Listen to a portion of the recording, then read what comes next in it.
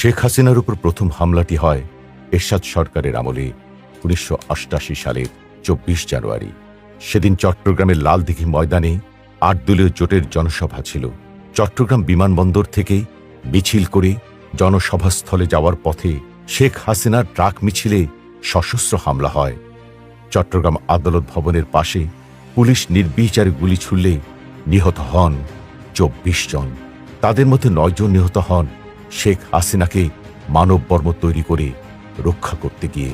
স্বাধীনতার সপক্ষের শক্তির প্রতিনিধি হওয়ায় বঙ্গবন্ধু কন্যা শেখ হাসিনাকেও বারবার হত্যার চেষ্টা চালায় দেশবিরোধী চক্র।